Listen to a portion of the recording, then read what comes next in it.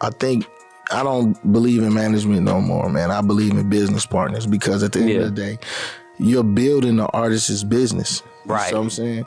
So at the end of the day, you should be a business partner. Mm-hmm. Like you shouldn't be fired. You know what I'm saying? Right. One of the biggest obstacles artists face in the music game is access. Getting access to the people that can make it happen, or access to the information and resources you need to get to the next level.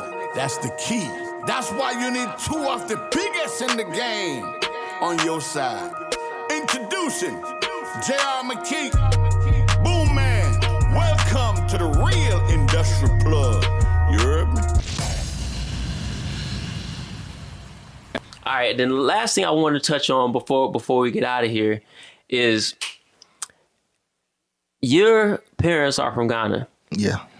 I believe Afrobeats is the next big genre. Me too.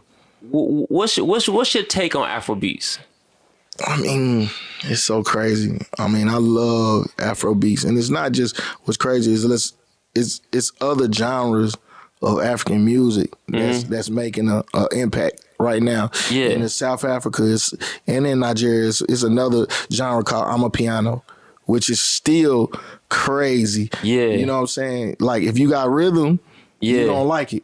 Yeah. You know what I'm saying? I know. See, you putting us up on game right now. Keep going. You know what I'm saying? So I don't want everybody to limit, you know what I'm saying, everything to Afrobeats because Africa is bigger than West Africa and it's different sounds in Africa. So what is Afrobeats then? I mean, Afrobeats is like a genre of African music. You know what I'm saying? When you talk to an Afrobeat artist or African artist, they'll let you know, like, you know what I'm saying? Like, South African artists, we don't do Afrobeats. We do Amapiano. You know what I'm saying? But it's a different sound. Yeah. We got to play some of that. I need to know what that sound like. So then I also saw Afrofusion. Have you heard that? Yeah. So what is Afrofusion? And what's crazy is and this, I can't say exactly what it is, but I think what they're trying to do is not limit African music to Afrobeat and call it Afrofusion. So it could create a umbrella music. So I guess it would be the same thing as if you hear music from American, it's not just hip hop. It could be R&B. It could be R&B. It could be soul. It could, you know what I mean? So it could be sultry music. Like, so I guess it's the same situation. It's like, just because the music is from Africa doesn't make it Afrobeats. Yep. Okay, you just put me up on game. But this is why I was talking to somebody earlier about this. This is why I feel like Afrobeats is next. Number one, hip hop is only 40 years old. You know what I mean? And hip hop right now is the most dominant genre. But before hip hop, there was another most dominant genre. So dominant genres are going to change over time. That's just, you know, everything changes in life. So I had to look at the landscape and say, okay, what's the next dominant genre? And for one, you have Latin music. Definitely. And so Latin music, while it is humongous, the thing that I think why I wouldn't put Latin music as the next dominant genre is because they're not speaking English. Not speaking English. You know what I mean? And English is the most universal language. So Afrobeats, while there is a lot of twang, a lot of slang, they're speaking English.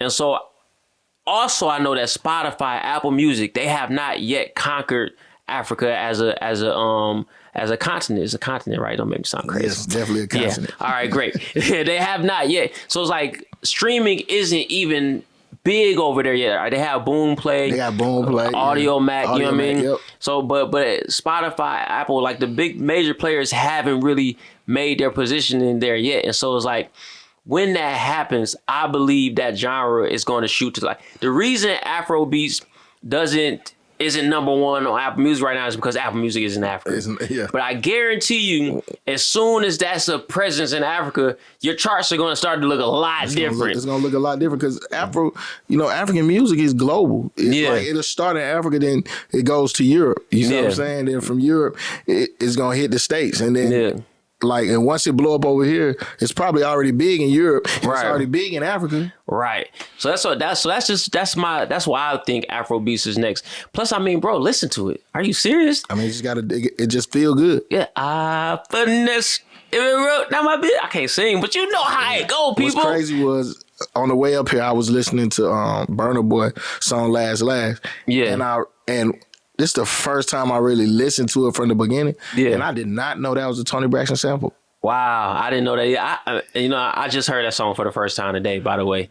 But because I was having this conversation earlier, they played that song, but I didn't know it was a sample in that either. If you listen to it from the beginning, and you play that song, and then it's the Tony Braxton song. I forgot the name of it.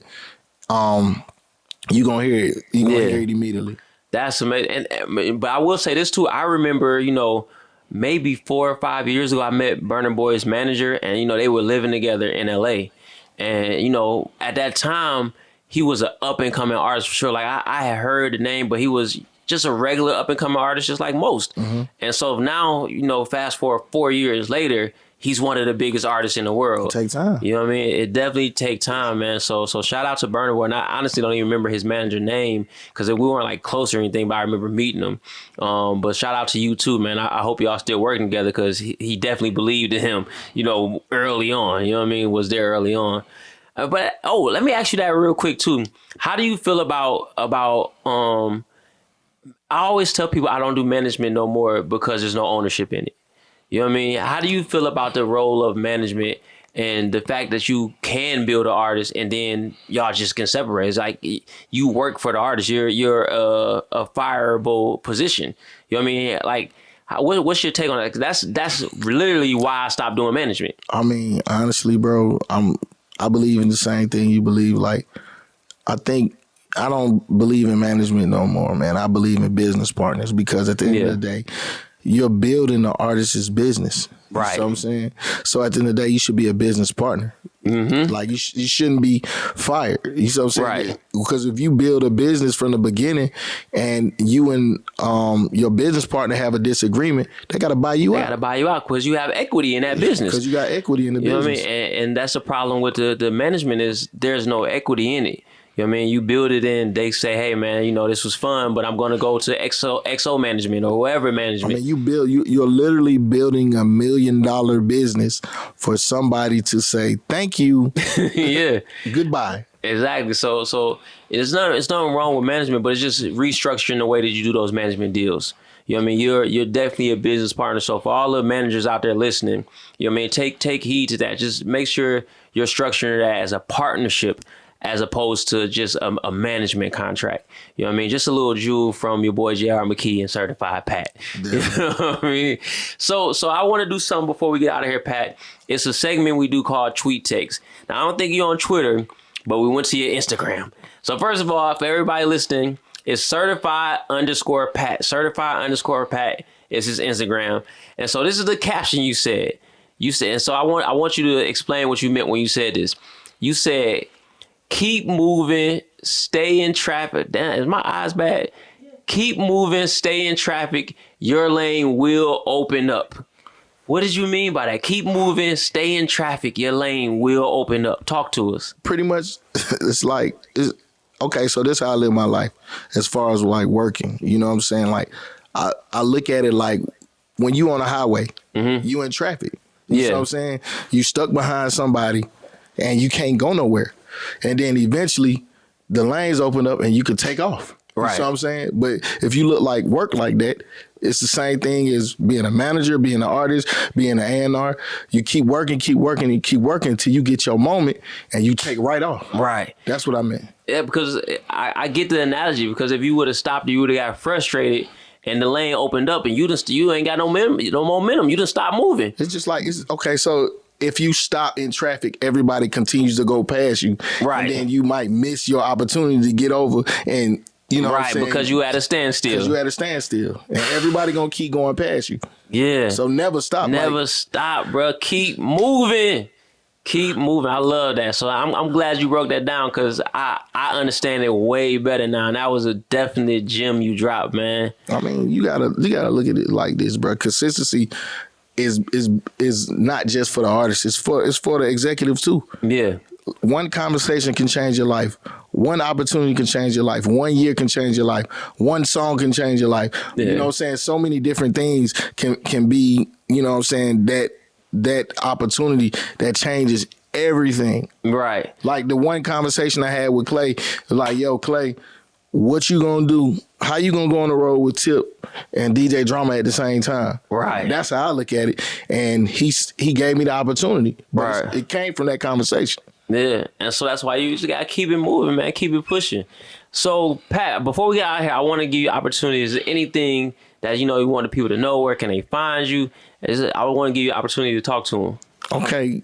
I mean, I am on Twitter, but I don't tweet that much. I just Twitter stalk people. But it's the same handle. Certified_Pat, everything. Certified_Pat on TikTok, Instagram, Twitter. Yeah. I'm easy to find, and I do answer DMs. Yeah. You know what I'm saying? For sure. So you are accessible. Very accessible. Yeah. All right, well, listen, man, I appreciate you for coming, Pat, man. You're one of the legends behind the scene of some of the biggest artists. You know what I mean? Obviously, you're true to the game because you're still out here developing artists at the major label level, something that people would say doesn't exist, and you're a perfect example of somebody doing that. And so we appreciate you for that, definitely pushing the culture forward. You know what I mean? Hopefully, me and you can have them cribs side by side in Ghana one day. That day is coming. That day is coming. Right on the ocean. Right on the ocean, man. We getting them cribs in Ghana, man. Y'all might want to tap in, man. Step on over there. That's the next frontier right there, man. That's where Afrobeats is living right now between Nigeria and Ghana. So y'all tap in, man. Y'all want to get over there to the west, man. I mean, it really started in Ghana. Nigeria will tell you something different. Yeah. Okay. They'll tell you something different. But it really started in Ghana. For sure. All right, well, shoot, man, Pratt, we appreciate you, man. Certified Pat is in the building. That's another episode of Real Industry Plugs, man. Y'all follow us, subscribe to the YouTube channel, man, and download us at Apple Podcasts, Spotify, or Podbean, everywhere you need to be, man. Spread the word, man. The best podcast in the music industry. You need education, you need jewels, you need guidance. Come to Real Industry Plugs, man. We'll see y'all next time.